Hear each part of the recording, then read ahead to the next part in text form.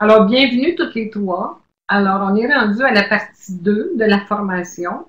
Mon nom est Ginette Salvas et aujourd'hui, nous allons parler en grande partie du téléphone, du vocabulaire et des mots, hein, MOTS, là, dont on a parlé un petit peu la semaine dernière, mais on va élaborer un petit peu plus là-dedans. Donc, quoi dire, remplacer par quoi, etc., etc. On va parler de la voix aussi. Donc, la première chose dont on va parler ici, c'est la théorie. Parce que vous savez, tout ce que j'enseigne, disons qu'il y a beaucoup d'expériences personnelles qui font partie de la formation, mais il y a aussi des statistiques qui prouvent que certaines façons de faire sont préférables à d'autres.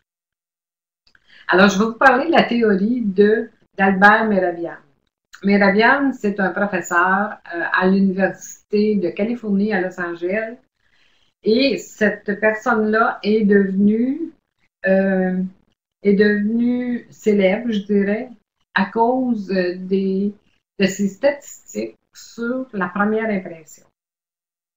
La première impression qu'on a d'une personne. Et lui dit, il a établi, je vais aller chercher ma petite flèche, que 93% de l'impact d'un message est imputable au non-verbal.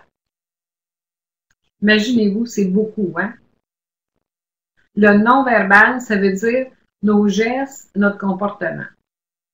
Quand on est à l'accueil physique, il y a quelqu'un qui entre dans notre bureau. Il nous regarde, il évalue et il va porter un jugement. Vous allez me dire, c'est pas correct de faire ça, mais je peux rien y changer parce que le cerveau humain est fait comme ça. Donc, ça veut dire que ce que la personne va penser de vous, à 93%, c'est basé sur le non-verbal. OK, on se force pour dire des bonnes paroles, des bons mots. On veut rajouter à ce non-verbal-là. Donc, ça va compter pour 7% en réalité. Alors, si vous regardez le tableau ici, vous avez le ton. Alors, ce qui concerne le 93%, vous avez la partie verte, qui est le ton et le rythme, ce qu'on entend, hein, la façon dont vous parlez, le rythme que vous y mettez. Le visuel, c'est le mauve, le violet, qui forme le 93%. Et le 7%, c'est la petite partie en rouge ici. Donc, pourquoi vous pensez, on va parler aujourd'hui du ton et de la voix? Pourquoi j'en ai parlé un petit peu la semaine passée?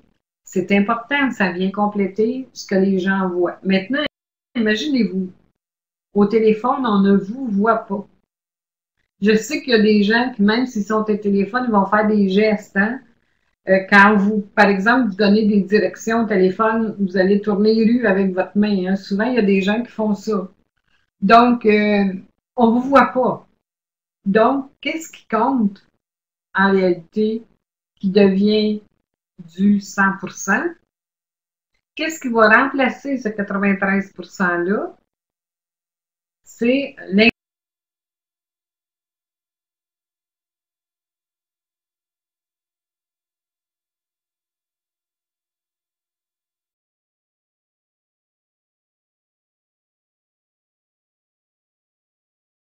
l'intonation de votre voix, tout ce qui suit. L'intonation, le rythme, alors tout ça, la vitesse. Hein?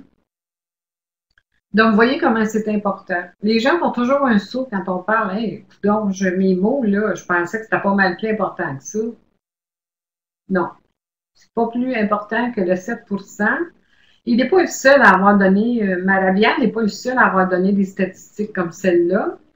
Il y a une autre personne qui s'appelle Michael Argyle, avec son équipe de scientifiques, qui a repris des statistiques avancées par Marabian, c'est un peu son disciple, et ils sont arrivés à la même conclusion. Lui, il disait que, comme Marabian, le non-verbal se mesurait de façon très significative et est plus important que le verbal. Argyle dit que la communication non-verbale est 12 fois et demi plus puissante que la communication. Donc, vous voyez, elles se transmettent Elles ne transmettent pas les mêmes intensités, les mêmes dimensions et le même regard sur les choses. Alors, tout ça pour vous dire comment c'est important, le comportement. Donc, les meilleurs atouts pour gagner en confiance en soi, en crédibilité, en pouvoir de conviction, en devenant une meilleure personne à l'accueil physique et téléphonique, il faut soigner tout ça. Donc, c'est en améliorant, en modifiant certaines choses, et ça ne se fait pas du jour au lendemain. Ça va être à vous maintenant de faire une liste des choses que vous avez à améliorer. Il y en a, hein, il y en a toujours, ça, faites-vous-en pas. À l'âge que je suis rendue, j'en trouve encore. Donc, découragez-vous pas, il y a toujours des choses à améliorer. Alors maintenant, on va voir comment le cerveau humain, je vous disais qu'il juge, comment il évalue tout ça. Alors, l'image, il y a beaucoup de personnes qui font l'erreur de penser que c'est juste les vêtements. L'image, c'est pas que les vêtements. Ça fait partie, mais c'est pas que les vêtements. Alors, la façon dont vous vous tenez, la posture. Si on entre à votre bureau et que vous avez les épaules voûtées puis vous êtes un peu avaché ou évaché, qu'on dit, un peu n'importe comment, là, sur le bureau, vous vous tenez un peu croche, vous êtes assis sur une jambe. Donc, les gens vont regarder la posture. Au téléphone, on n'en voit pas la posture, mais on l'entend. On va entendre votre posture, par exemple, si vous êtes recroquevillé, hein? Vous êtes au téléphone, puis votre bouche donne vers le bas, ou vous vous penchez pour ramasser quelque chose, mais la voix va tomber aussi. Maintenant, qu'est-ce qu'on va retenir aussi? Le vocabulaire. Hein, je vais monter un petit peu. Comment vous répondez. Et là, les gens vont se forger une impression basée là-dessus. Pas beaucoup, là. Hein? La posture, le vocabulaire. Ils vont commencer à se forger une impression. Ensuite, ils vont tirer des conclusions sur ce qu'ils voient et ce qu'ils entendent. Et là, ils vont interpréter. C'est quoi interpréter? La personne répond bien au téléphone, elle a une belle personnalité, elle est efficace, elle est rapide, elle est polie. Et là, la première impression va être fixée dans le cerveau. Est-ce qu'elle est exacte, la première impression? C'est la question que je vous pose. Est-elle exacte, la première impression? Je vous pose la question. D'après vous, là, est-ce que la première impression est exacte?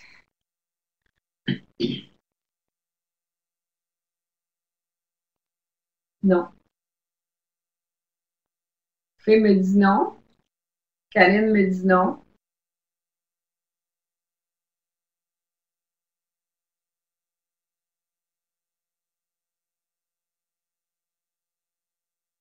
Jessica est en train d'écrire.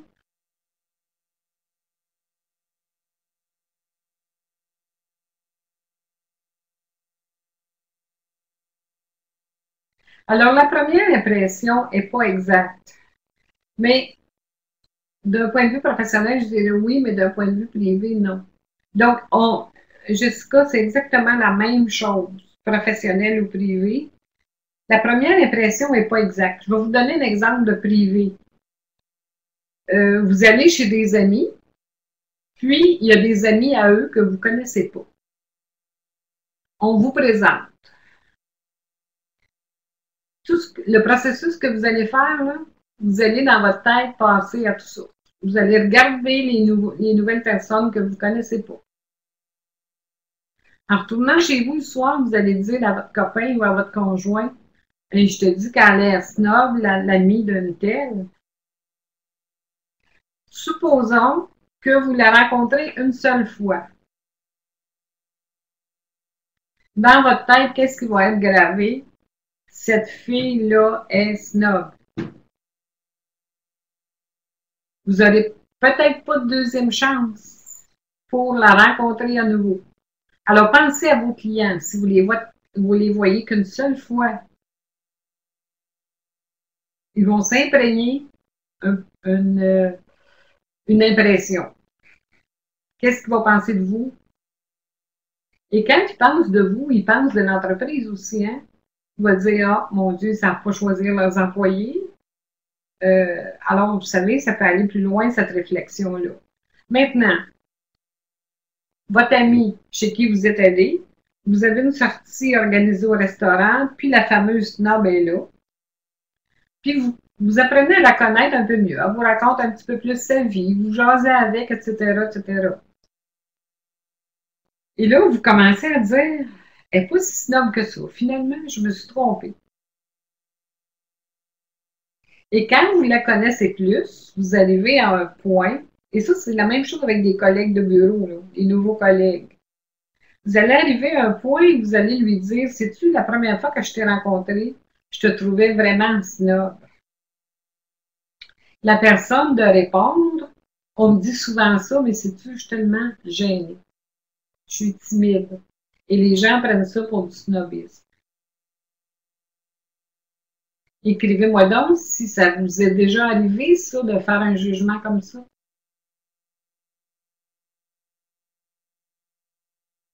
Je vous ai parlé de snob, là, ça peut être traîneuse ou d'autres belles qualités comme ça, là.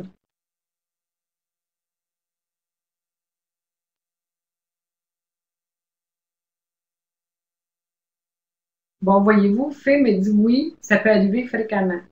Heureusement, vous avez rencontré la personne plus d'une fois. Donc, votre impression à son égard s'est transformée. Et vous êtes devenu tellement près de cette personne-là que vous lui avez avoué. Hein? Puis Fée dit oui, en effet, une chance. Karine dit oui, une personne avait l'air bête, mais elle était juste gênée. Alors, supposons, Karine, que cette personne-là, vous l'aviez vue juste une fois, bien, vous auriez gardé cette impression-là. Donc, tout ça pour vous dire qu'on n'a pas de deuxième chance pour laisser une bonne première impression. C'est important d'y penser. Maintenant, la semaine dernière, je pense que je vous ai demandé si vous connaissiez la qualité de votre voix. Il y en a qui m'ont dit oui, plus ou moins, non, je ne sais pas. Alors, la qualité de la voix, si vous n'êtes pas sûr, demandez à vos proches, soit collègues ou amis, de dire qu'est-ce que tu penses de ma voix au téléphone. Alors, comment on peut l'améliorer, cette voix-là? Hein, maintenant, vous savez que votre voix est un outil important pour votre travail et qu'on peut donner une impression avec notre voix, surtout quand on est au téléphone. Quand on est face à une personne, on peut rajouter notre non-verbal. Bon, j'ai parlé la semaine dernière de la respiration.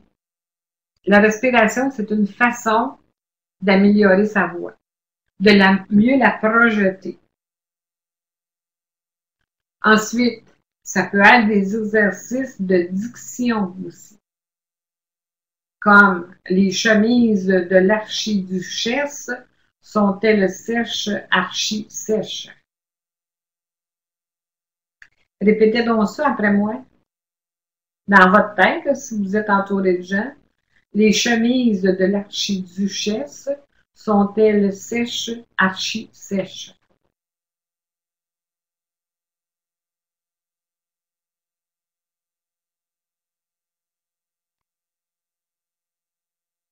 Est-ce que ça a bien été?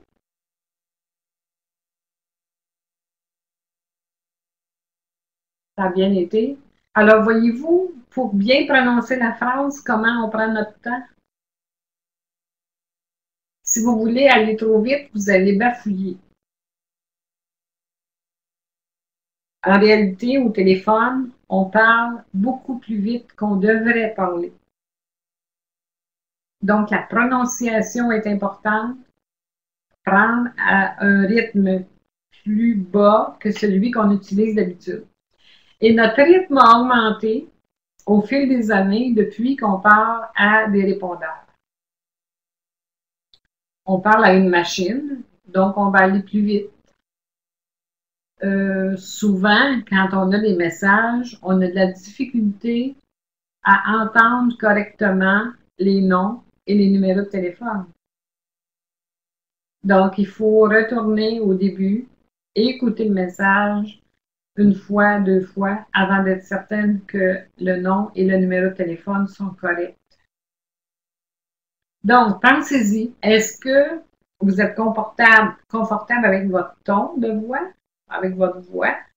Et qu'est-ce que votre voix dit sur vous? On dit que la voix, c'est le deuxième point le plus important de la personnalité. C'est avec votre voix que vous allez captiver les gens. Les bons orateurs savent captiver les gens. C'est la voix qui va faire dire aux gens que vous avez un charisme, qu'on est attiré vers vous comme un aimant. Alors, plus votre voix est plaisante, plus elle vous donne de la présence.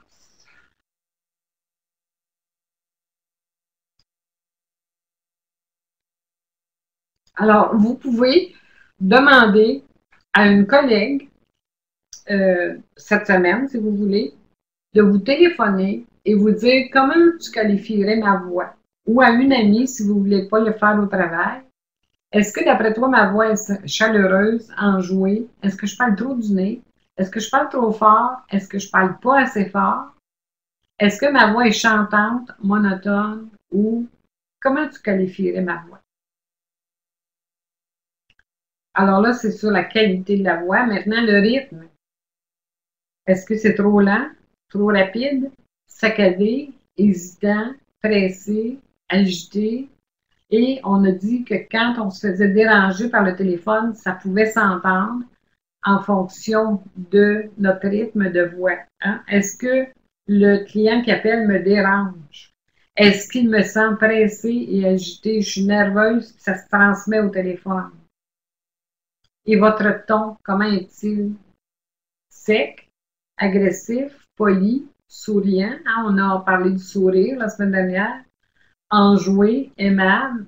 Alors, ce qui va faire dire aussi que si vous souriez, votre voix va être plus chaleureuse. Maintenant, votre attitude. Quand les gens parlent, est-ce que vous êtes à l'écoute? Est-ce que vous sentez attentive ou indifférente ou pressée de terminer l'appel, hésitante ou plutôt détendue, pointue ou déplaisante? Alors, c'est à force de vous nommer toutes ces attitudes-là, là, je suis certaine que vous pouvez mettre des noms sur les différentes voix. Hein? Connaissez-vous quelqu'un qui a une voix déplaisante, par exemple, soit au téléphone ou en personne? On va aller avec, mettons, les vedettes. Une voix déplaisante. Alors, vous pouvez répondre à ça sur le chat, si vous voulez.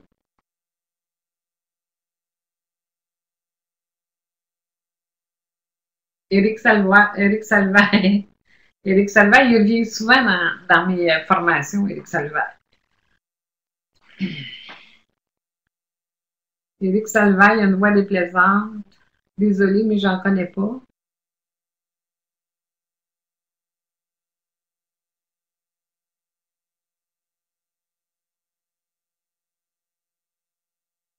Éric Salva, il a une voix déplaisante parce qu'il en met trop.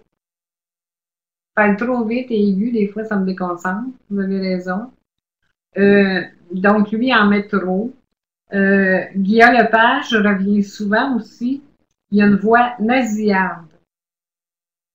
Hein, il parle du nez. Mais lui, il a basé sa notoriété là-dessus.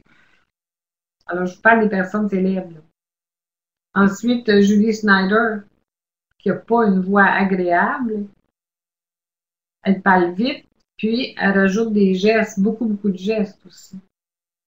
Donc, c'est devenu leur marque de commerce. Hein? Qui d'autre on pourrait. Comment elle s'appelle? Anne-Marie Lozic, par exemple. Qui a un accent emprunté, puis qui parle, qui met trop de gestes. C'est sa marque de commerce aussi. Donc, nous, on n'est pas des vedettes, donc on veut que les gens se souviennent de nous comme étant une personne agréable, attentive, une personne détendue, une personne plaisante et non déplaisante. Alors, si j'avais à vous évaluer, là, puis à vous demander sur une base de 1 à 10, si on se base sur la voix, le rythme, le ton, le volume et l'attitude en général, qu'est-ce que, comment vous pourriez évaluer sur une base de 1 à 10, 10 étant le top, 1 étant le moins bon? Ce serait quoi votre analyse?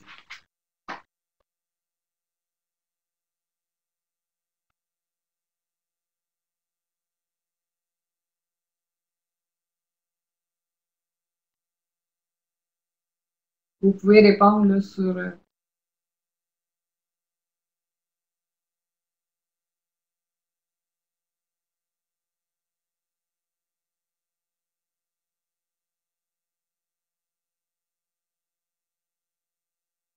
Alors, Karine, 6-7, Jessica, 7, Fille, à cause de ma voix pas assez forte, je dirais 6 ou 7. OK, j'ai parlé à une d'entre vous cette semaine au téléphone, je lui ai dit qu'elle avait une belle voix, je me souviens pas laquelle. Pouvez-vous me renouveler la mémoire? Fille, c'était... OK. Bon, Fille, c'est Jessica, d'accord. C'est à Jessica que j'ai parlé.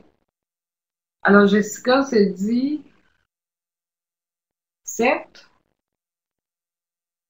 Quand vous m'avez appelé, c'est sûr que vous saviez à qui vous appeliez. Vous avez une belle voix. Je vous ai dit, vous avez une voix souriante et une voix chaleureuse.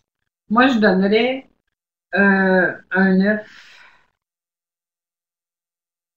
Alors, voyez-vous, les femmes, on a toujours tendance à se donner moins. Ce que je vais faire la semaine prochaine, je vais vous appeler. Je vais appeler Karine et je vais appeler Fée. Et puis à la troisième semaine, je vous dirai ce que j'en pense. Êtes-vous d'accord avec ça? OK. Bon, OK, c'est parfait.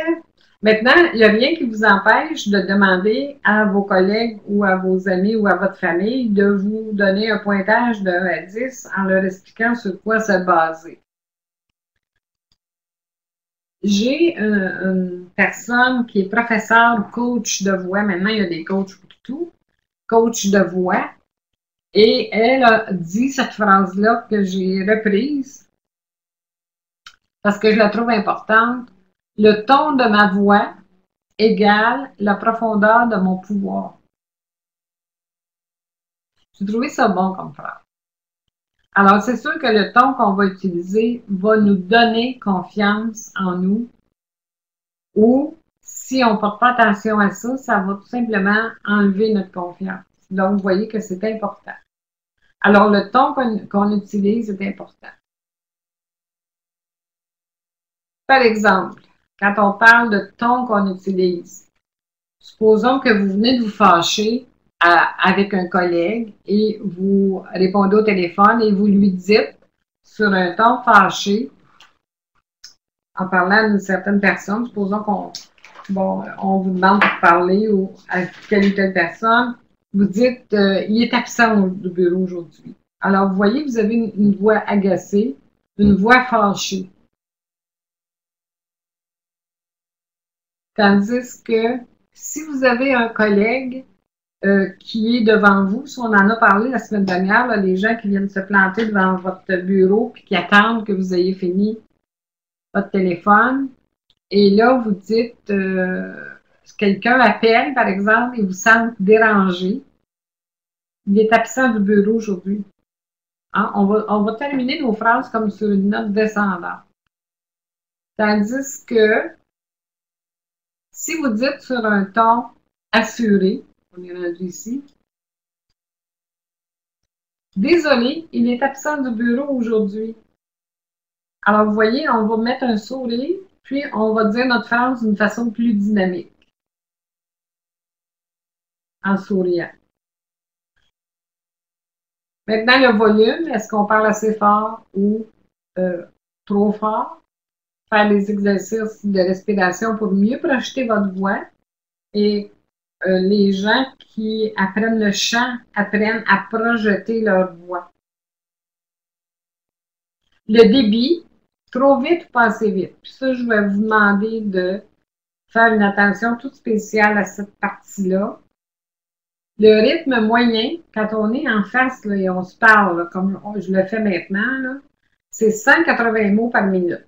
Si j'avais un chronomètre, là, ça serait 180 mots par minute. Au téléphone, on doit ralentir. Souvenez-vous de la phrase. Les chemises de l'archiduchesse sont-elles sèches, archi-sèches? Alors, on devrait ralentir jusqu'à 120 mots minute. Et pour y travailler, pour y arriver, c'est-à-dire il faut travailler son articulation.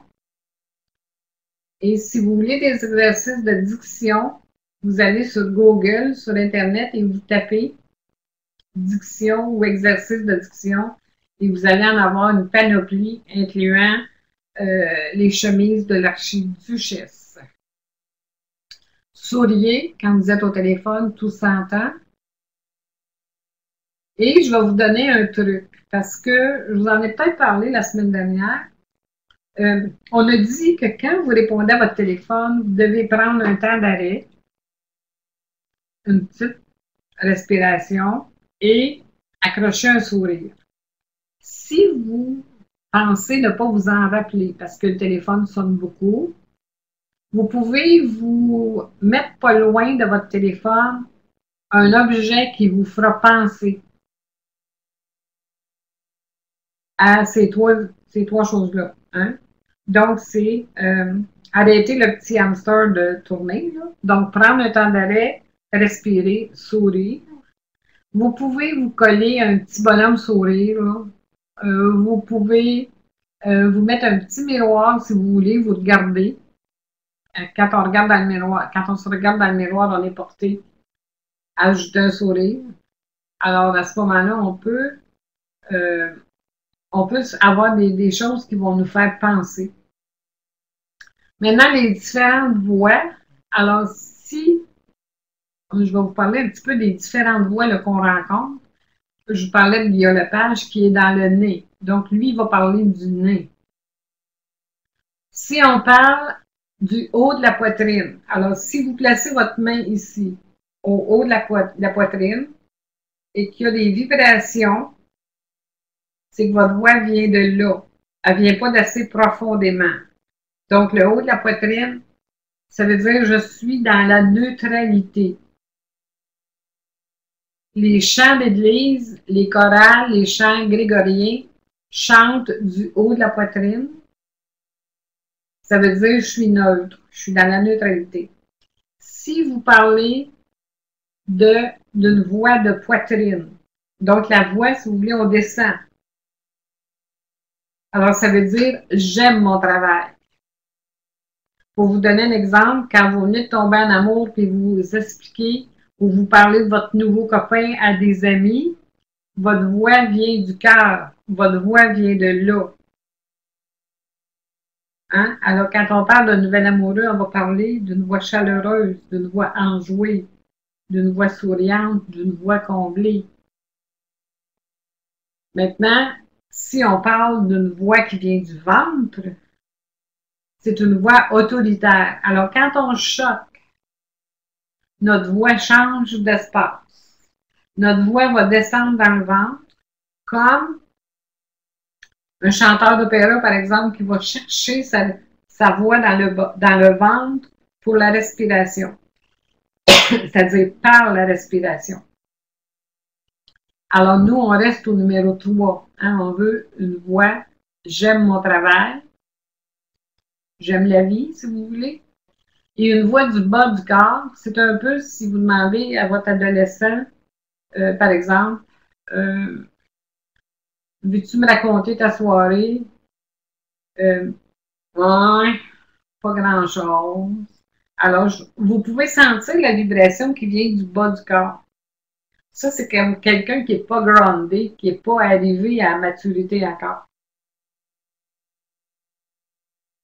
Je suis sûre que vous avez peut-être jamais porté attention à ce phénomène-là, mais à l'avenir, vous y penserez.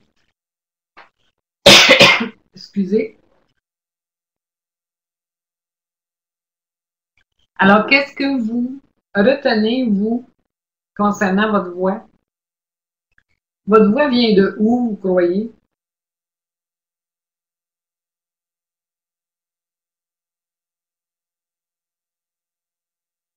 Vous pouvez répondre sur le chat. Est-ce qu'elle vient du nez? Est-ce qu'elle vient du haut de la poitrine? Est-ce qu'elle vient de la poitrine, du ventre? Et ça peut varier en fonction des situations. Hein? Comme je vous disais, le ventre, c'est je suis en colère. Donc, ça peut. Et la poitrine. Bon, Jessica nous dit qu'elle a une voix amoureuse. Donc, j'aime mon travail, ça vient de là.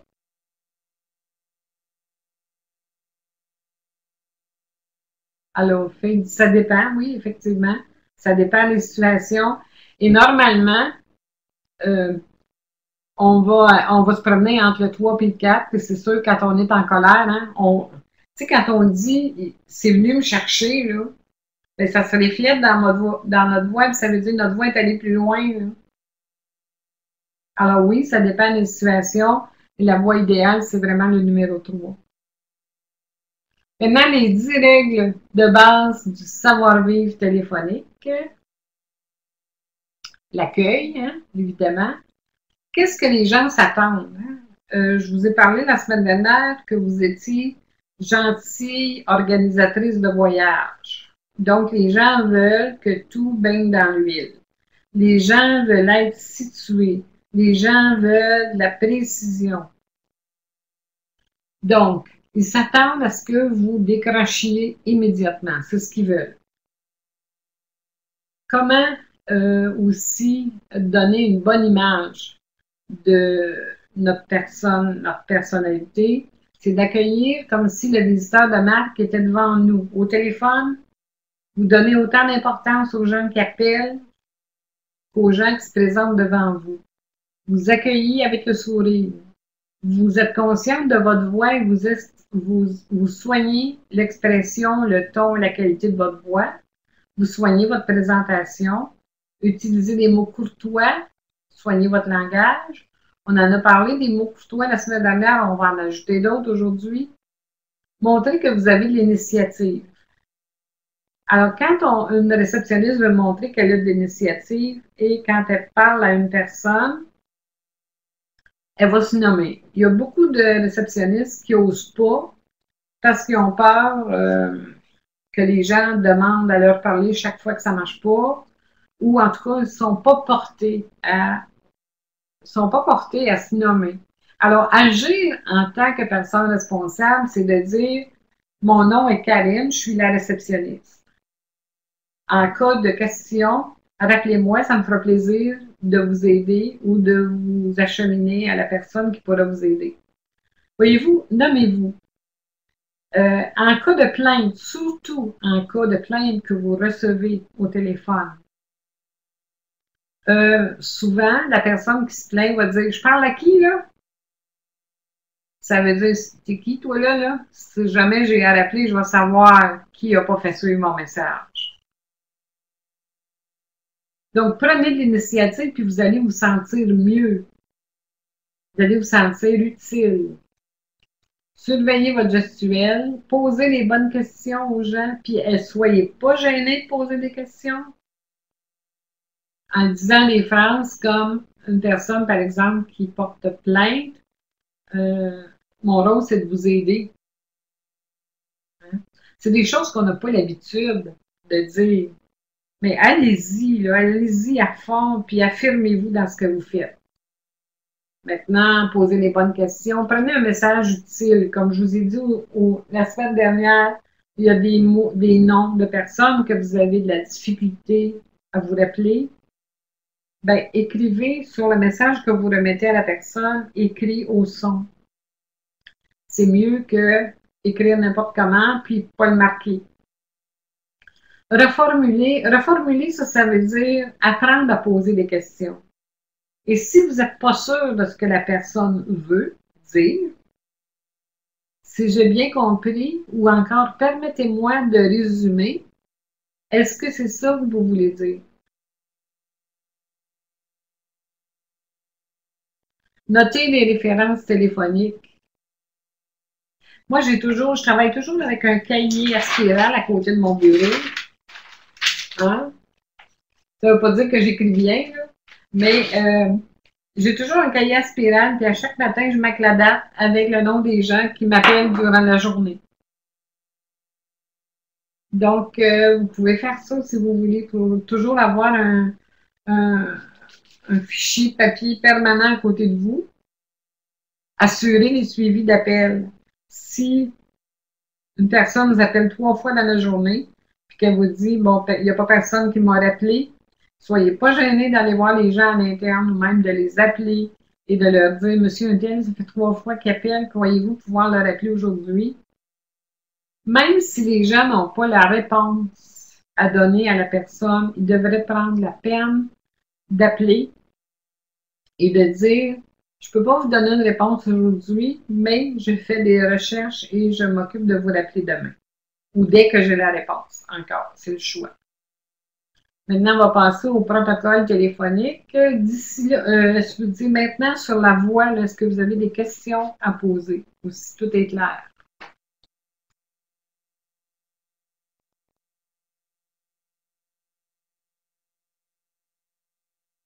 C'est clair? C'est clair, c'est clair, c'est clair. C'est clair. D'accord. Alors, passons au protocole. Bon. La qualité du service. Protocole téléphonique. Vous êtes un gentil organisateur. Vous organisez le voyage qui est le téléphone. Vous organisez la visite, le visiteur qui se présente devant vous.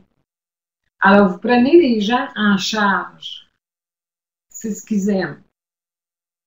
Je vous mentionnais la semaine dernière que si vous planifiez un voyage, puis que vous arrivez à destination, puis votre chambre n'est pas prête, puis il y a eu toutes sortes d'erreurs en cours de route, vous allez moins bien débuter vos vacances. Alors, c'est un peu la même chose. Vous connaissez les procédures à suivre aussi. Et dans l'entreprise, ça change, ça varie d'une entreprise à l'autre. Vous connaissez les procédures chez vous et si vous n'êtes pas certaine, posez des questions à vos supérieurs. Les attentes des visiteurs. On a dit qu'un visiteur n'aimait pas attendre plus que 10 minutes. Que vous devriez vous en mêler quand vous voyez que ça fait 8 minutes et que personne n'est venu le chercher.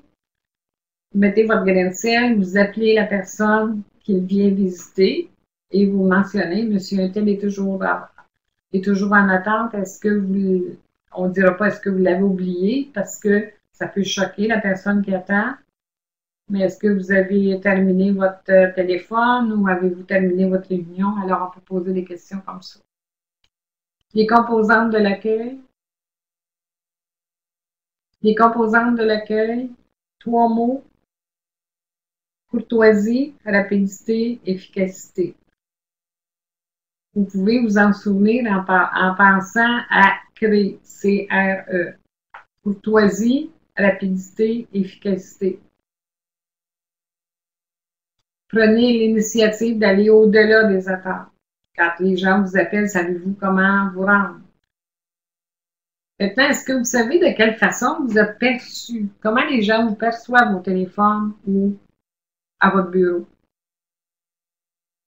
Vous pouvez me répondre là-dessus. Est-ce que vous avez des compliments, des fois, de la part des clients, de la part des visiteurs, de la part de la direction, de la part de collègues? Alors, Karine me dit oui, elle a des compliments.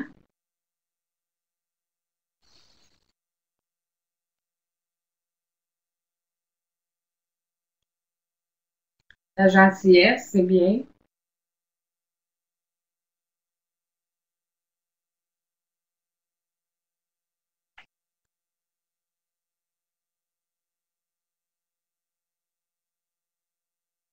Je me suis déjà fait dire que j'étais très polie au téléphone par un collègue quand je ne l'avais pas reconnu. C'est bon. Alors, ça veut dire qu'avec les clients, vous êtes poli. C'est ça que ça veut dire. Des fois, avec les collègues, on est un petit peu plus à l'aise, là, mais quand on ne le reconnaît pas, on pense parler à un client, puis donc la personne a détecté la gentillesse. C'est un bon test, dans le fond. Alors, souvenez-vous que quand vous répondez au téléphone, vous avez la responsabilité à 100% de ce que vous dites au nom de l'entreprise. Pour ça, c'est important de bien connaître vos tâches, votre travail et l'entreprise et ses produits et la direction, le nom des gens, etc., etc. Ne soyez jamais trop occupé pour être poli. Maintenant, créer une image positive au téléphone. Bon, j'en parle depuis un bon bout de temps. Si je résume tout ça, et si on applique la règle d'or, qui est de traiter les autres comme vous aimeriez être traité vous-même. Ça, des fois, on l'oublie. Est-ce qu'on aime ça quand on appelle à quelque part se faire parler par un air bête? Ou se faire parler par une personne qui a une voix mécanique? Est-ce qu'on aime ça quand on appelle un magasin d'informatique, se faire parler en termes techniques qu'on ne comprend pas? Alors, je pense qu'il n'y a pas grand monde qui vont dire oui, j'aime ça. Est-ce qu'on aime ça, se faire traiter comme une personne de second ordre? De second ordre. Moins important. Pas important. Je pense que personne n'aime ça.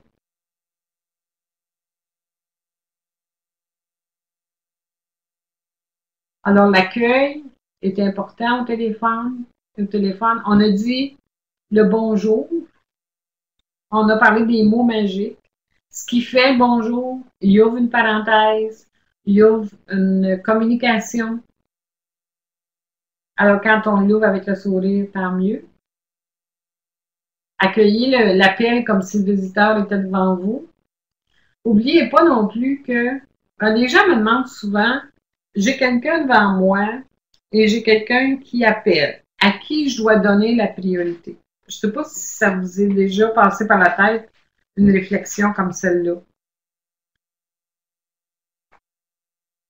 La réponse, c'est on donne la priorité à la personne qui ne nous voit pas, tout en étant poli avec la personne qui est devant nous. N'oubliez pas non plus que quand le téléphone sonne, il y a une personne qui attend une réponse.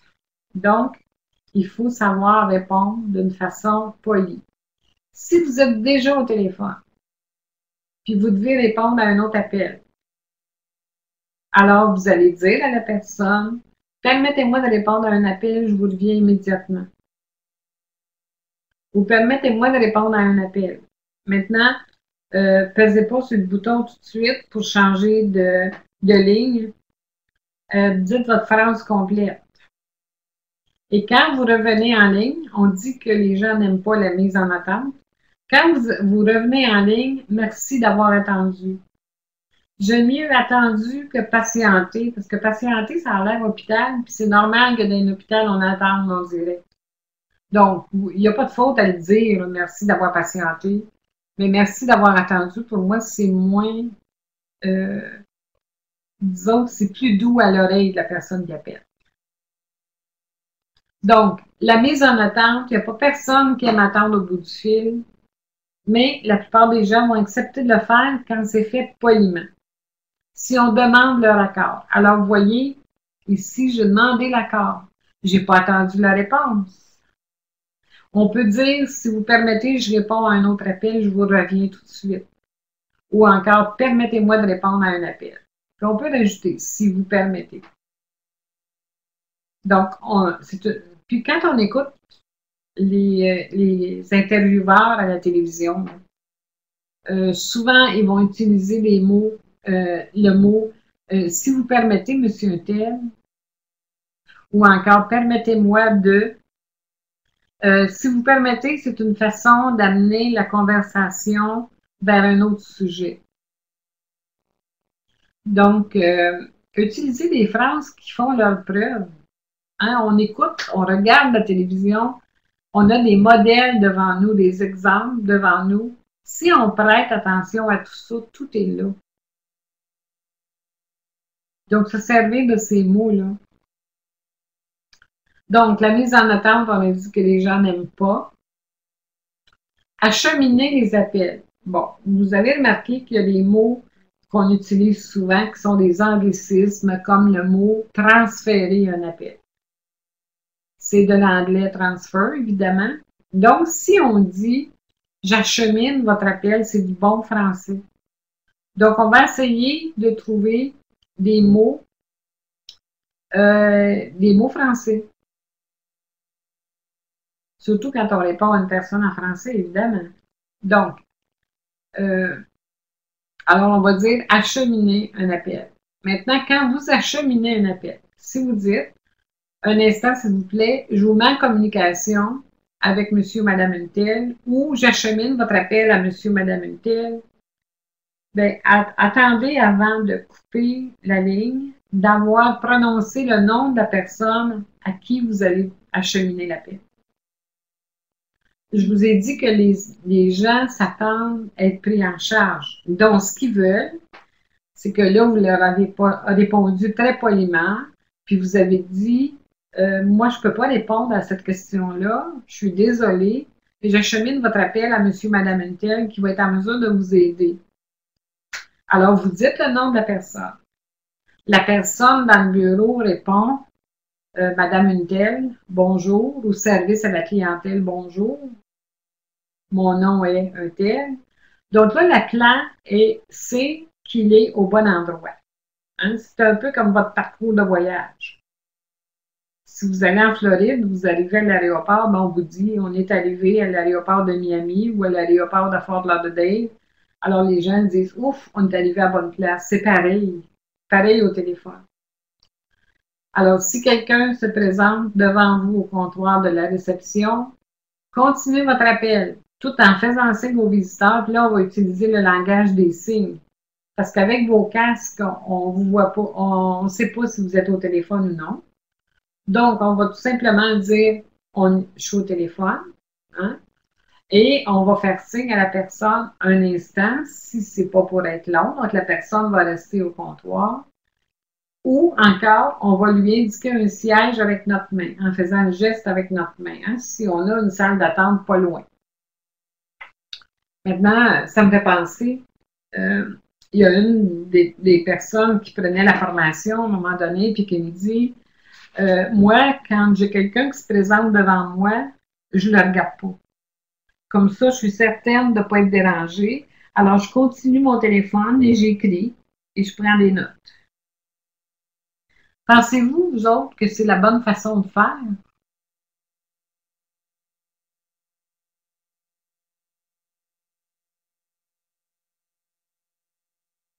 Jessica dit non. Non. Non. Alors, on n'aimerait pas, nous autres, être accueillis comme ça.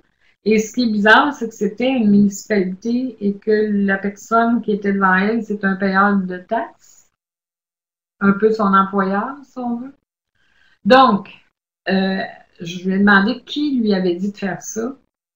Et elle m'a dit, bon, c'est la personne qui était au téléphone avant moi, c'est ce qu'elle faisait. Mais c'est pas la bonne façon de faire. On accuse les réceptions de la présence en parlant le langage des signes, avec les mains. Puis en regardant la personne en souriant aussi. Ayez les outils nécessaires à votre disposition. Pourquoi j'ai écrit une phrase comme celle-là? C'est une expérience qui m'est arrivée déjà. Pas plusieurs fois, mais c'est déjà arrivé. J'appelle un bureau à 9h15, 9h30 à peu près le matin, 9h, entre les deux. Et je voulais parler d'un dossier en particulier et la personne me dit ben, je ne peux pas vous en parler parce que mon ordinateur n'est pas allumé et je n'ai pas de papier pour prendre votre message. Donc, rappelez. Est-ce que d'après vous, c'est fort, ça, de répondre comme ça? Pas fort.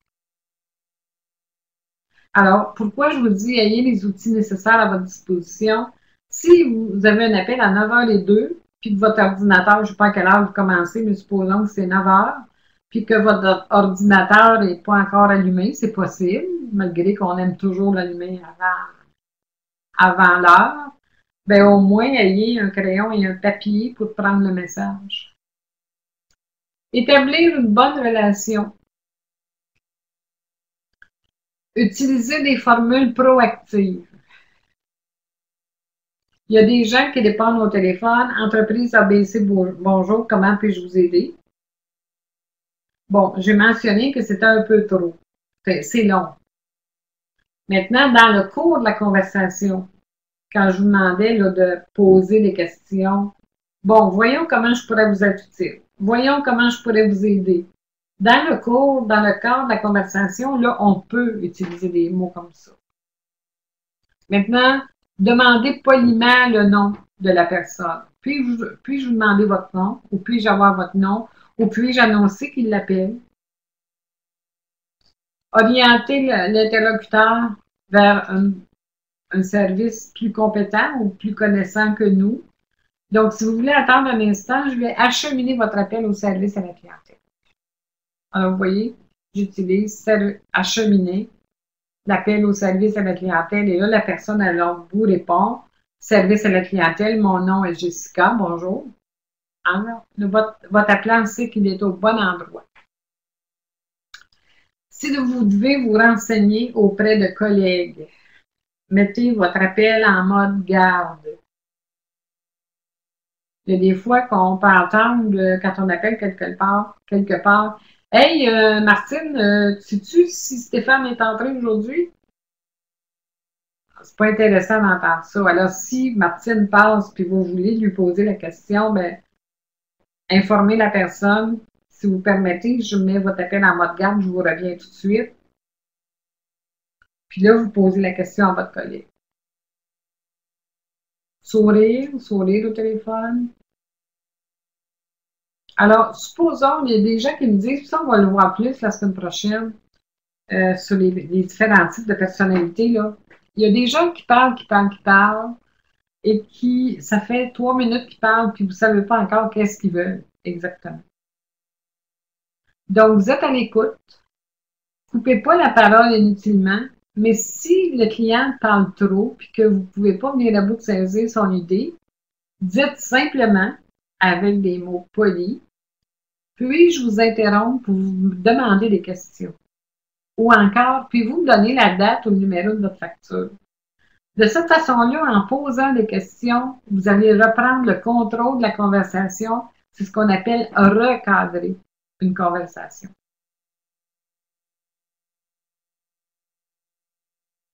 Maintenant, quand on laisse un message, si vous appelez un endroit puis vous laissez un message, c'est toujours un message clair avec votre nom, le nom de l'entreprise, votre numéro de téléphone. Même si vous savez que la personne le connaît. Maintenant, les numéros de téléphone sont tous informatisés, soit dans notre téléphone intelligent ou notre tablette, ou etc. Mais la personne n'a peut-être pas accès à ces appareils-là. Donc, laissez le numéro de téléphone. La raison de votre appel. Et vous allez terminer en laissant encore votre nom, le nom de l'entreprise et votre numéro de téléphone. Donc, 2 fois, au début et à la fin. Si votre patron vous demande, voulez-vous appeler le conseil d'administration, les membres du conseil, puis dites-leur que la réunion est reportée à la semaine prochaine, même heure. Supposons à mardi prochain, la réunion est retardée. Donc, vous laissez votre message et vous dites aux gens, vous n'êtes pas obligé de nous rappeler, c'est tout simplement un message pour vous informer que la réunion qui devait avoir lieu ce soir est retardée mardi prochain à la même heure. Donc, dites-le, comme ça les gens ne rappelleront pas. Pour dire, OK, j'ai reçu le message, j'ai compris. Parlez lentement d'une voix ferme et assurée. Je vous l'ai mentionné qu'il fallait parler 120 mots minutes au téléphone. N'hésitez pas à répéter le nom de la personne. Alors, il y a 4 étapes. Pouvez-vous me répéter, s'il vous plaît? Pouvez-vous l'appeler? L'épeler, c'est-à-dire, pouvez-vous l'épeler? Ensuite, la prochaine, c'est est-ce que je l'ai bien prononcé? Et ensuite, c'est d'écrire au son. Ne dites pas de la part de qui. Ça signifie est-ce que vous êtes important, vous là? Mais plutôt qui dois-je annoncer ou qui le demande. Si vous croyez reconnaître la voix, il y a des fois, je ne sais pas si ça vous est déjà arrivé de nommer une personne qui n'était pas la personne en question parce que vous pensiez avoir reconnu la voix. Donc, si vous n'êtes pas certaine, même si la personne appelle souvent, pouvez-vous me rappeler votre nom, s'il vous plaît? Plutôt d'improviser. Si la personne ne veut pas donner son nom et vous dit c'est personnel, est-ce que vous en avez des appels comme ça?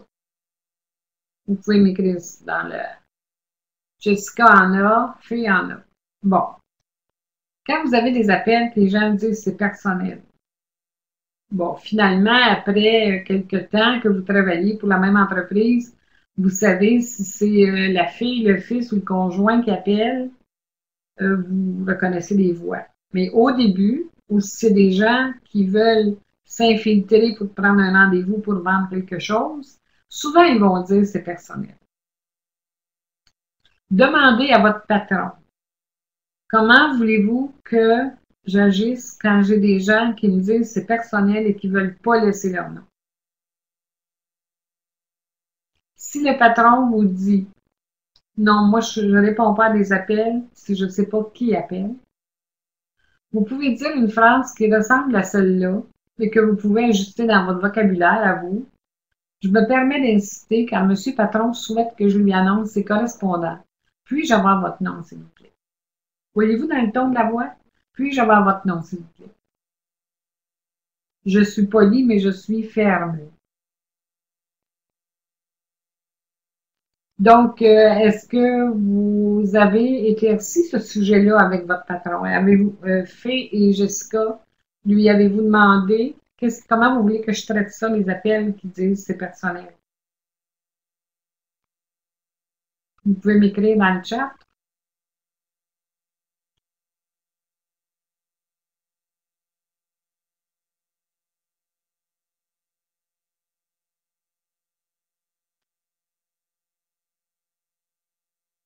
Je vois que Jessica est en train d'écrire. Le patron souhaite connaître. OK, si pas de nom, pas de rappel. Alors, vous, la phrase qui est là est parfaite pour vous. Alors, je me permets d'insister, car monsieur un tel souhaite que je lui annonce ses correspondants. Puis-je avoir votre nom, s'il vous plaît? Alors, désolé, je ne pourrai pas transmettre votre message. Ou je ne peux pas vous mettre en communication. Je ne pourrai pas vous mettre en communication.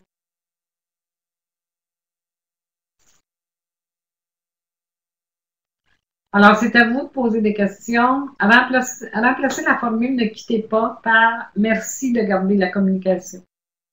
Il y en a qui disent merci de rester en ligne, mais ligne, c'est un anglicisme dans beaucoup de cas. Donc, merci de garder la communication plutôt.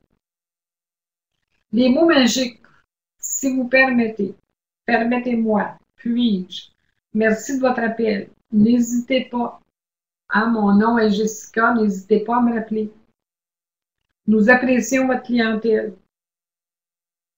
Ça me fait plaisir de vous parler. Ce sont des mots polis, ce sont des mots magiques. Les phrases magiques. Je vous communique. Le français au bureau a un livre qui s'appelle Le français au bureau, puis il y a une section réponse au téléphone.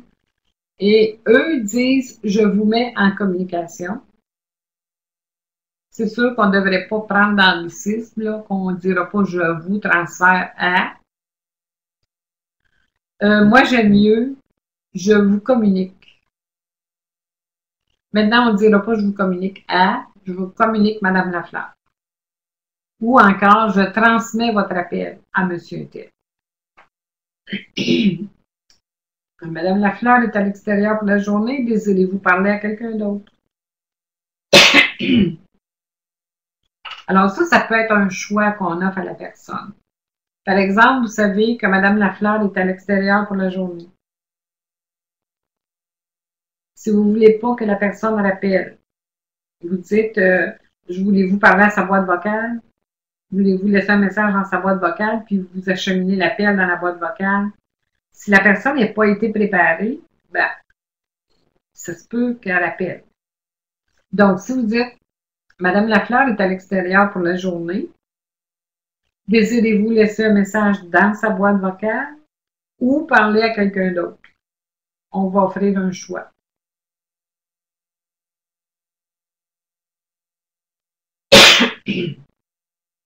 Si la plan vous dit, pouvez-vous me passer le service à la clientèle car j'aimerais, et là, on est coupé trop vite. Donc, prenez le temps d'écouter la réponse jusqu'à la fin avant de couper. Au Québec, on utilise des phrases vides de sens. Par exemple, je ne sais pas si ça vous est arrivé, mais depuis les 2 ou 3 dernières années, on utilise des phrases comme « Comment allez-vous » à des gens qu'on ne connaît pas.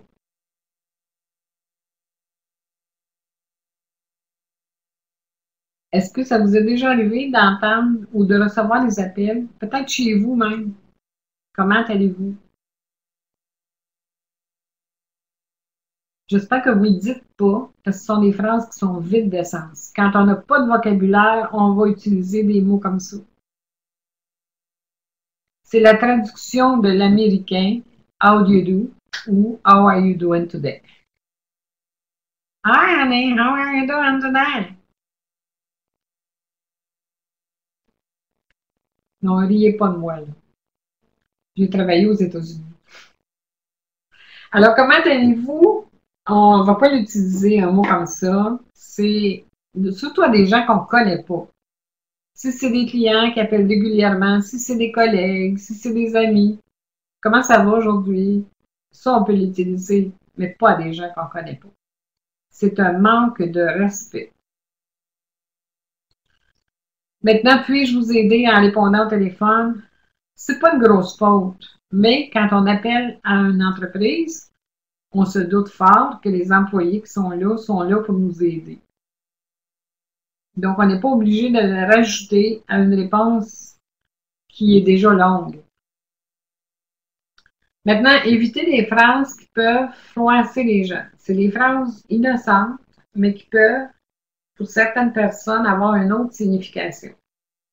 Donc, efforcez-vous d'utiliser un vocabulaire positif. Si quelqu'un se présente à vous et dit c'est pas nommé, par exemple, j'ai un rendez-vous avec monsieur un tel, puis là, vous dites vous êtes?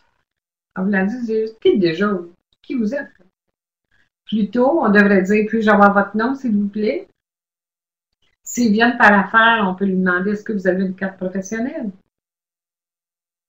Vous avez rendez-vous? Dites plutôt à quelle heure avez-vous rendez-vous? Monsieur comment déjà? Pourriez-vous me répéter votre nom, s'il vous plaît? On entend souvent aussi vous avez rejoint la boîte vocale de. On devrait dire plutôt vous avez joint la boîte vocale de. Si jamais il y a des gens à l'interne ou même chez vous, votre boîte vocale à votre poste dit vous avez bien rejoint la boîte vocale de la réception, vous devriez changer de message et dire vous avez joint la boîte vocale de la réception. Les gens qui appellent et qui connaissent bien le français vont se passer un commentaire dans leur tête et vont dire bon, c'est pas la bonne façon de faire, c'est pas la bonne façon de dire. Donc, ça va être des points de moins pour l'entreprise.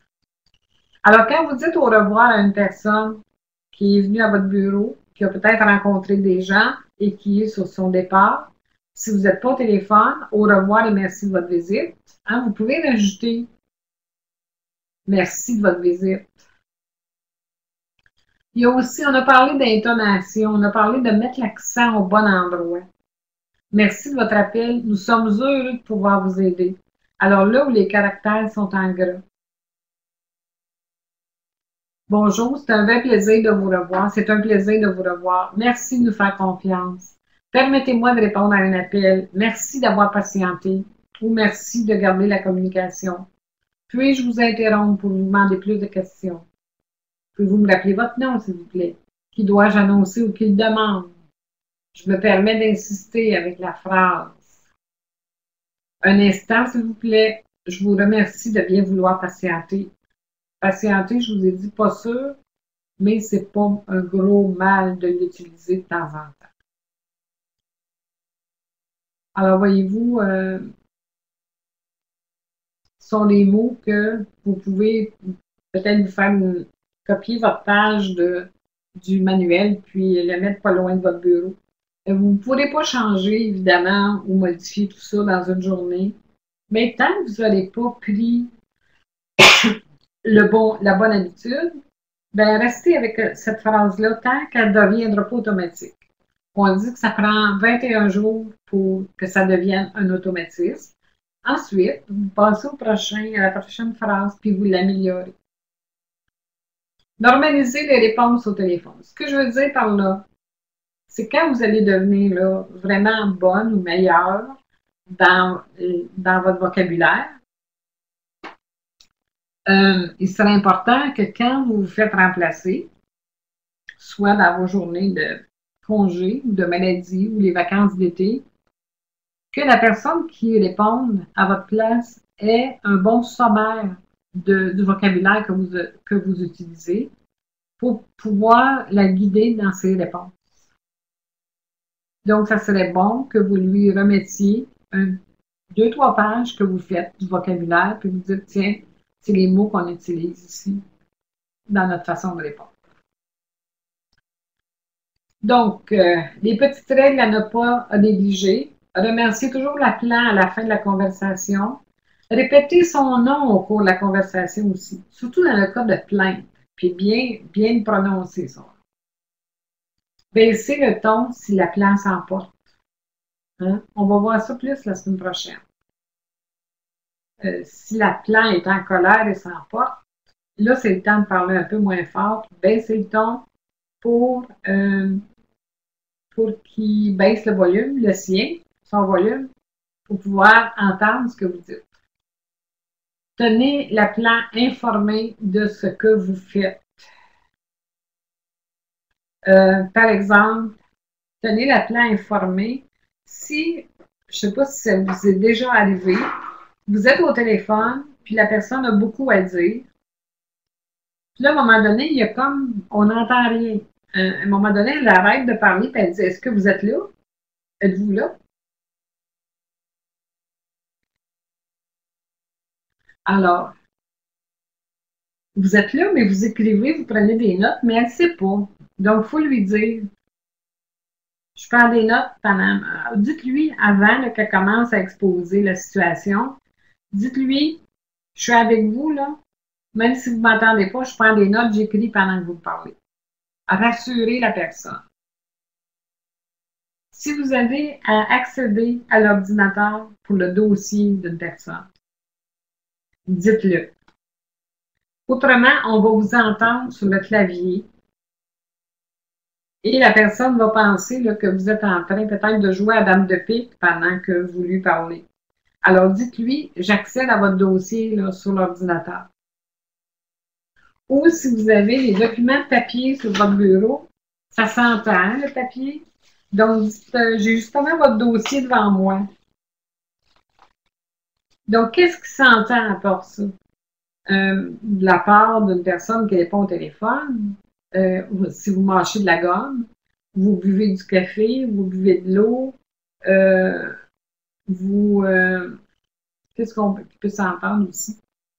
Si vous avez une canne de toux, évidemment, c'est difficile. Vous appelez de mettre la personne en mode garde, puis dire je vous reviens. Alors, il y a toutes sortes de choses qui s'entendent au téléphone. La semaine passée, on a parlé des collègues qui parlent et qui ont du plaisir en arrière. Donc, faites attention. Faites attention à garder l'environnement le plus zen possible. Donc, toujours tenir la personne informée de ce que vous faites. Faites pas de promesses au nom d'une autre personne. Terminez votre appel sur une note positive. Bonne fin de journée.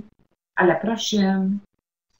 Ne transférez pas un appel de plainte dans une boîte vocale. Prenez tous les détails. Je ne sais pas si ça vous est déjà arrivé. Ça arrive régulièrement, en tout cas dans mon cas. Si vous avez une plainte à formuler à une entreprise ou un fournisseur de services, vous énumérez votre plainte à la personne qui répond au téléphone. Là, la personne qui répond au téléphone dit « Je vais transférer », elle dit bien « transférer » votre appel à une telle autre personne. Alors, une telle autre personne, vous devez recommencer votre histoire au complet. Ensuite, cette personne-là vous dit à la fin de la conversation, je vais être obligé de transférer votre appel au directeur du service à la clientèle. Et là, vous avez à recommencer l'histoire au complet encore. Alors, voyez-vous, quand vous avez 3 ou 4 fois à raconter votre histoire, ça devient ennuyeux pour la personne qui a une plainte à déposer. Et rendu à la 3e personne, elle va être de plus en plus agressive. Donc, l'idéal, comme je vous disais la semaine dernière, vous êtes au début d'une hiérarchie de service à la clientèle. La réceptionniste, c'est la porte d'entrée du service à la clientèle. Donc, si vous prenez l'histoire au complet, puis ça, c'est si vous avez le temps. Parce que je sais qu'il y a des réceptionnistes qui répondent à 200-300, sinon 500-600 appels par jour. Mais dépendamment du flot ou du nombre d'appels que vous avez, essayez d'être le plus précis possible dans votre prise de notes quand vous répondez à un appel de plainte. Alors, prenez tous les détails pour que la personne ait à répéter la même histoire, ait à dire la même histoire une seule fois. Ensuite, la 2e personne va poser d'autres questions supplémentaires et peut-être que le directeur du service à la clientèle va vous poser encore d'autres questions supplémentaires. Donc, plus votre message est complet, plus la personne qui se plaint va être, on peut dire en guillemets, heureuse de ne pas avoir à répéter 3 ou 4 fois. Maintenant, tenez-vous droit. Si vous êtes penché, comme je vous disais tout à l'heure, votre voix va tomber. Donc, votre voix va devenir plus négative. Décrochez l'appareil, ouvre une porte et raccrochez le combiné, ferme la porte ou une parenthèse, si vous voulez. Alors, on va voir ce que les appelants n'aiment pas. Les appelants n'aiment pas les mises en attente. C'est la plus grande hantise. Désolée pour le téléphone, hein, mais je vous ai mentionné pourquoi je le laissais ouvert. Alors, les appelants n'aiment pas que le téléphone sonne trop longtemps. Vous voyez, j'ai raccourci la sonnerie sur mon téléphone.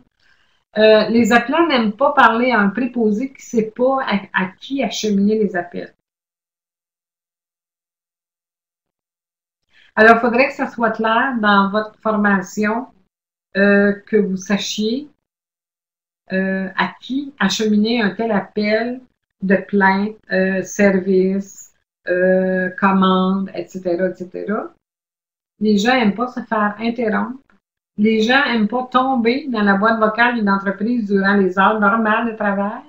Mais si c'est bien fait, puis s'ils sont informés, et la phrase à dire, ce serait « Je ne sais pas si monsieur un tel est revenu à son bureau, mais je vous invite à laisser un message dans sa boîte vocale, il retourne tous ses appels. » Voyez-vous la phrase « Je vous invite ». Il y a des fois qu'on n'est pas au courant de l'agenda de tout le monde, hein, comme on a mentionné la semaine passée, ça serait l'idéal, mais c'est pas le cas. Donc, ou si je sais qu'il est en réunion et si c'est sa boîte vocale, je vous invite à laisser un message. Utilisez des mots comme ça. Je vous invite. On ne dira pas laisser un message. Laisser un message, c'est directif, c'est un ordre. Je vous invite, c'est plus doux, c'est plus invitant, c'est le cas de le dire, c'est plus poli. Attendre trop longtemps, pas plus d'une minute. Une minute à attendre, alors la mise en attente, c'est trop long, c'est long. Et ce que les gens n'aiment pas, c'est qu'on ne réponde pas à leurs appels. On a 4 heures pour répondre à un appel. Dans beaucoup d'entreprises, il y a une procédure qui dit, si je pense par exemple aux institutions financières, chez Desjardins par exemple, les employés, pas les réceptionnistes, là, mais les employés qui sont les planificateurs financiers et qui ont besoin d'une clientèle vont changer leur message le matin, vont dire, bon, aujourd'hui, telle date, je suis en réunion pour une partie de l'avant-midi, veuillez me laisser votre message et je vous rappelle dans les plus brefs, je vous rappelle pas dans les plus brefs délais. Je vous rappelle d'ici la fin de l'avant-midi. Au début d'après-midi, on refait le message et on dit, je vous rappelle d'ici la fin de l'après-midi. Alors, qu'est-ce que ça fait, ça, pour la réceptionniste? C'est qu'au bout d'une demi-heure ou d'une heure, si l'appelant n'a pas eu de retour d'appel, il ne va pas appeler, rappeler, puis congestionner votre poste de travail. Alors, ça peut être une idée que les gens à l'interne, par exemple, s'ils sont en réunion, ils changent leur message régulièrement. On dit qu'on a 4 heures pour retourner un appel. Et la maladie du siècle, là, présentement, c'est de ne pas retourner les appels, de prendre son temps ou de ne pas le faire du tout. Et pourtant, on passe notre vie avec un téléphone dans les mains, puis quand arrive le temps de rappeler des appels, les gens attendent, attendent et attendent. Et ce qu'ils font, c'est qu'ils vont aller voir la concurrence. Donc, il ne faut pas oublier ça. Ils deviennent impatients. Donc, on a parlé au début de enregistrer clairement vos messages et parler moins vite quand vous laissez des messages. Maintenant, situez les gens aussi. Quand les gens appellent puis vous êtes au courant de l'agenda, Monsieur Untel est à l'extérieur du bureau aujourd'hui. Ça veut dire que la personne ne rappellera pas aujourd'hui. Donnez la disponibilité de la personne. Monsieur Untel est en réunion présentement jusqu'à 16 heures. Désirez-vous laisser un message? Vous pouvez le prendre manuel, le message, ou vous pouvez dire, je vous invite à laisser un message dans sa boîte vocale. Donc, la personne ne rappellera pas avant 16 heures. Elle va s'attendre à avoir un téléphone, un retour de téléphone d'ici la fin de la journée ou au pis-aller le lendemain matin. Si le message est bien fait, la personne ne rappellera pas pour rien. Dites votre nom, ça rassure les gens, et dites votre rôle. Je suis la réceptionniste. Et je ne voudrais pas vous entendre dire, comme j'ai entendu dire de certaines personnes, je suis juste la réceptionniste. Est-ce que vous avez tendance à dire ça? Je ne peux pas vous aider, je suis juste la réceptionniste. Alors, Karine, vous avez tendance à dire ça? Non? OK, j'ai eu peur, là. D'accord. Alors, non, si vous voulez valoriser votre rôle, vous le dites, par exemple, que mon nom est Karine, je suis la réceptionniste. OK, le oui était pour la question précédente, je me suis rendu compte de ça. On va faire un petit sommaire maintenant de mots. Ne dites pas et dites plutôt. Quelqu'un vous appelle et dit j'ai un problème avec telle ou telle chose. Ça va pas bien. Si vous répondez et vous dites si j'ai bien compris votre problème, c'est ça que vous voulez dire. Pensez-vous que c'est correct? Si vous répétez le mot problème, vous venez de donner de l'ampleur au problème. Autrement dit, vous jetez de l'huile sur le feu. Alors, qu'est-ce que vous allez dire en remplacement? Si j'ai bien compris la situation, c'est ça que vous voulez dire. Vous êtes, quand vous voulez avoir le nom d'une personne, puis-je connaître votre nom? Pouvez-vous me dire votre nom? Monsieur comment déjà? Pouvez-vous me rappeler votre nom, s'il vous plaît? Avez-vous un rendez-vous? À quelle heure est votre rendez-vous? Gardez la ligne. J'achemine votre appel ou je vous communique avec. Ça, c'est le petit tableau que vous pouvez mettre pas loin de votre poste de travail. Là. Fermez la ligne au nez. Hein, si vous dites à un collègue, un tel est appelé, puis il était tellement fâché qu'il m'a fermé la ligne au nez. On peut dire raccrocher au nez. Il y a quelqu'un sur la ligne. Alors, la ligne, là, c'est pas le fil de téléphone où les oiseaux vont se percher. Là. Alors, on va dire tout simplement il ou elle est déjà au téléphone. Alors, dans ce cas-là, line, si on dit ligne, ça devient un anglicisme. Quelqu'un d'autre sur la ligne, il y a quelqu'un d'autre à l'écoute. Monsieur Untel est sur la ligne, on ne dit pas ça. Monsieur Untel est à l'écoute. Ma petite madame, alors on va nommer plutôt la personne ou mon petit monsieur. On a entendu ça souvent il y a quelques années là, dans les réponses aux gens. On pensait se rapprocher des gens, mais maintenant les gens n'aiment pas se faire appeler de petit monsieur ou petite madame. Il n'est pas là pour l'instant. On va essayer d'enlever des mots négatifs de nos phrases. Donc, il s'est absenté de son bureau ou il est absent de son bureau. Ne vous fâchez pas. Comme le mot le problème. Ne vous fâchez pas, ça vient de rendre la personne encore plus agressive. Je vous comprends. Je ne peux pas, ça c'est une marque d'inefficacité. Je ne peux pas, donc je pourrais. Je suis pas au courant. Je vais m'informer. J'appelle à un moment donné une entreprise, puis je demande est-ce que je pourrais avoir le nom de votre président, s'il vous plaît, parce qu'il venait d'être changé, on venait de changer de présidence. Et la personne me dit je suis pas au courant. Et ça arrêtait là, là. Elle m'a pas dit je vais m'informer puis je vous viens là-dessus. Pas du tout. Alors moi, des situations comme ça, je mets ça dans mes cours. Qu'est-ce que vous voulez? Ça se fait avec moi, ça se fait avec d'autres. Hein? On n'a jamais fait ça ici. Il y a sûrement un moyen de faire. Personne ne se plaint de ça.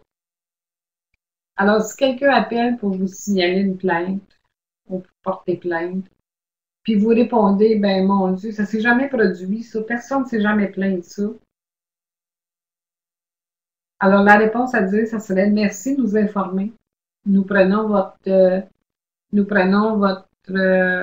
sans répéter le mot plainte, là, nous prenons ça en considération. Nous le prenons en considération. Je vais essayer, je vais essayer. Ça n'a pas l'air trop travaillant. Hein?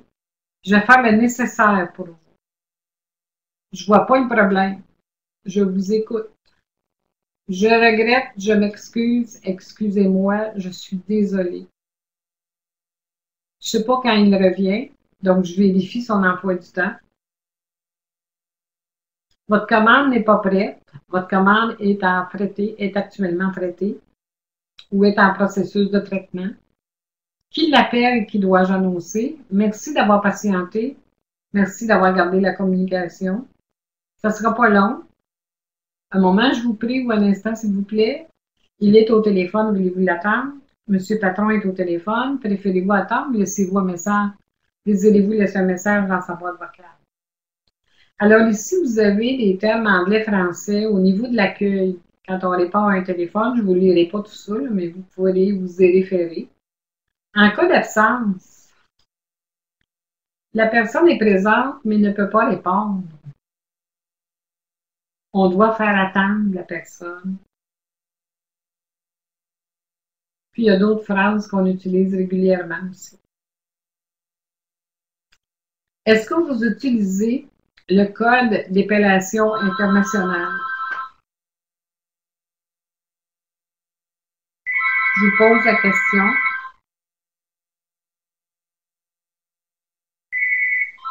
Non?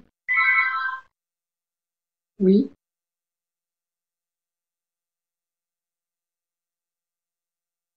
Alors, Fé, vous connaissez le Code d'épellation international?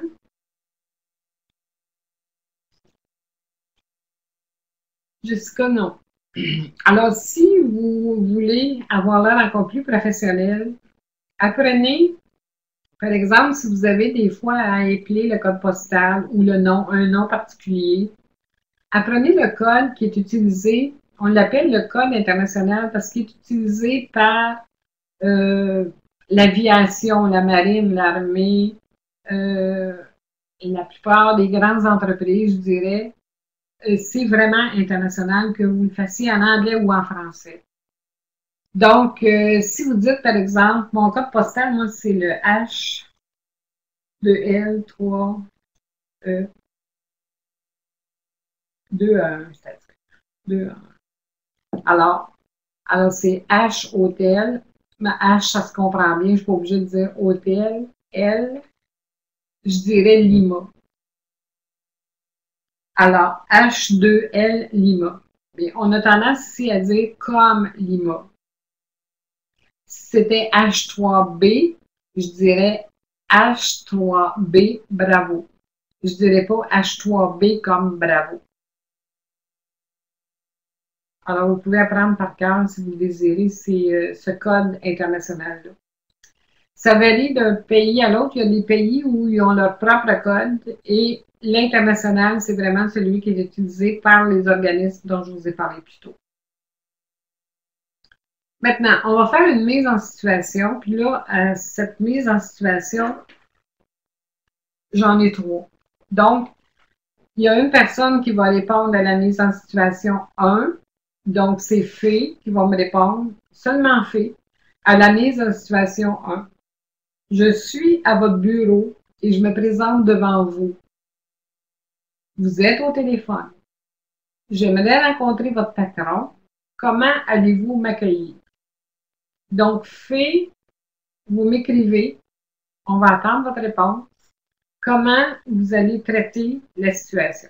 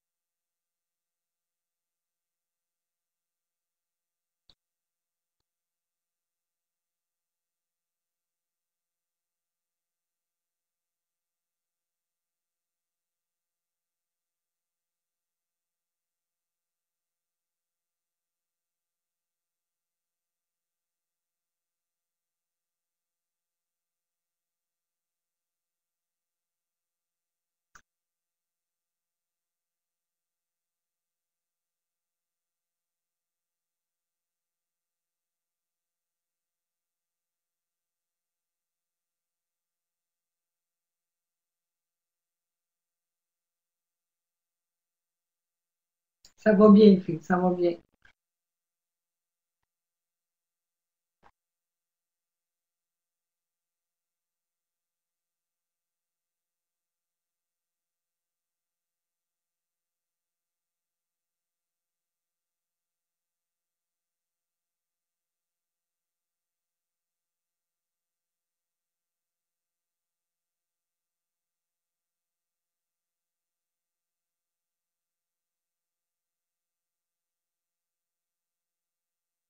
Alors, premièrement, je vais finir mon appel, mais je vais lui sourire pour lui faire comprendre que je l'ai vu. Bon point.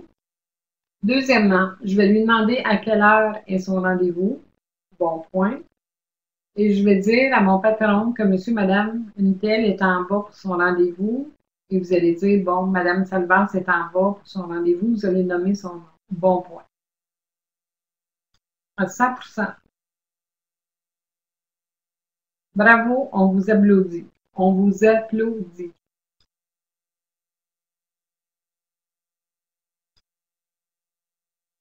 Alors, vous voyez là, mes mains qui sont en haut, là, ça veut dire que je vous applaudis.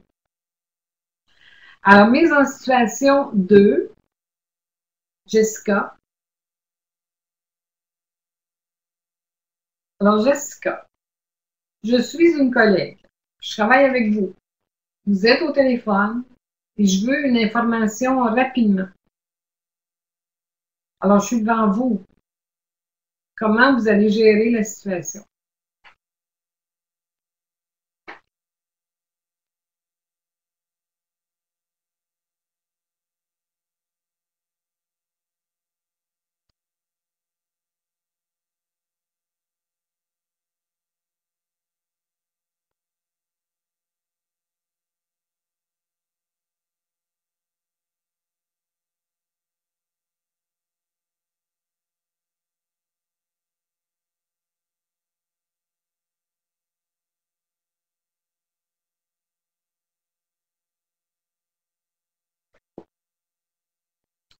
Alors, Jessica, la mise en situation 2.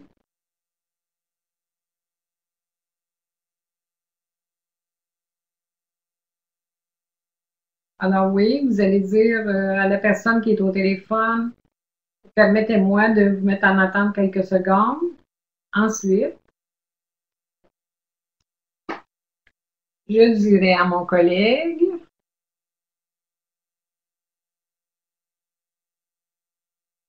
je vois pas que tu me déranges. C'est ce qu'on avait le goût de dire, probablement. Permets-moi de terminer ma conversation téléphonique avec le client.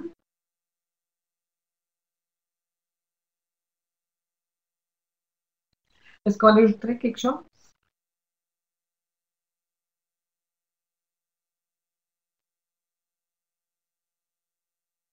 Merci, et ensuite je répondrai. OK. Alors, on pourrait dire à la phrase 2, si tu permets, je termine ma conversation et je te fais signe dès que je suis libre ou je te reviens tout de suite. On peut, oui, les deux sont bien. Merci et ensuite je te répondrai. Parfait. Donc, est-ce que on pourrait rajouter quelque chose?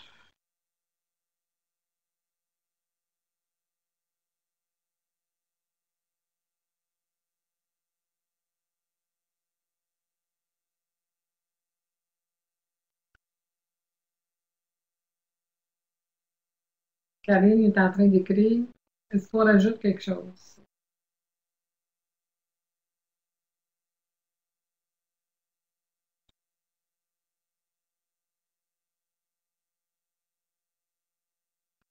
Alors, sinon, on va passer à la mise en situation 3, qui est Karine.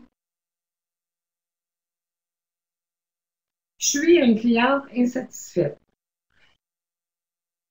et je vous dis au téléphone, bonjour, ça fait 3 fois que j'appelle, je parle à des personnes différentes et je ne parviens pas à obtenir une réponse. Quelle sorte de compagnie êtes-vous? Comment vous répondriez à une personne qui s'adresse à vous de cette façon-là?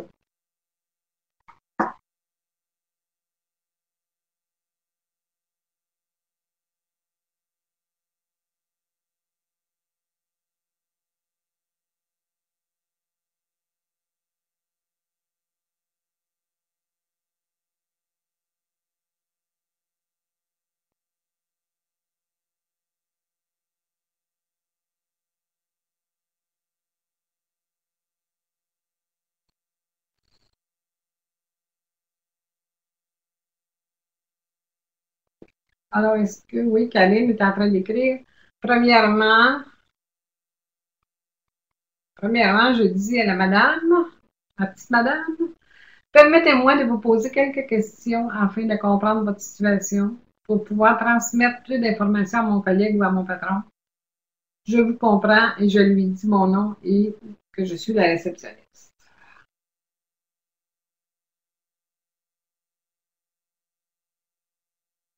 Alors, permettez-moi, je dis à la madame, premièrement, je dis à la madame, permettez-moi de vous poser quelques questions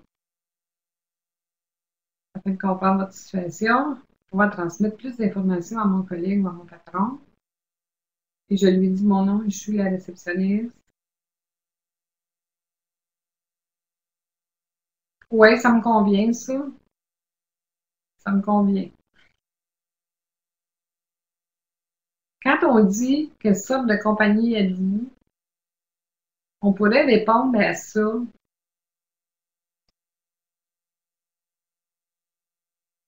On pourrait répondre à ça. Moi, je suis ici pour vous aider.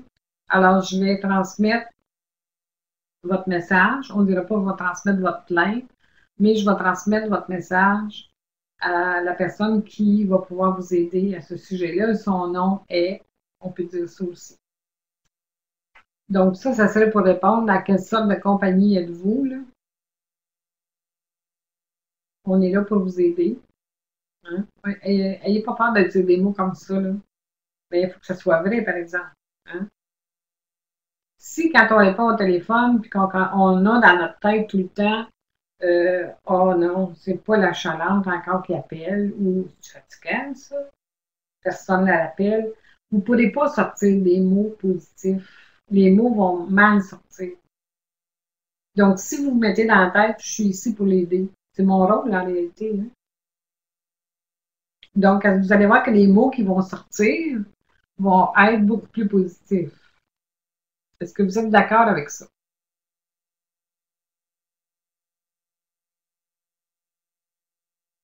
Alors, moi, je trouve que vous avez été vraiment bonne. Peut-être que vous avez regardé vos notes, mais c'est pas grave. On est en train de rentrer ça dans notre tête tranquillement et ça va faire son petit bonhomme de chemin.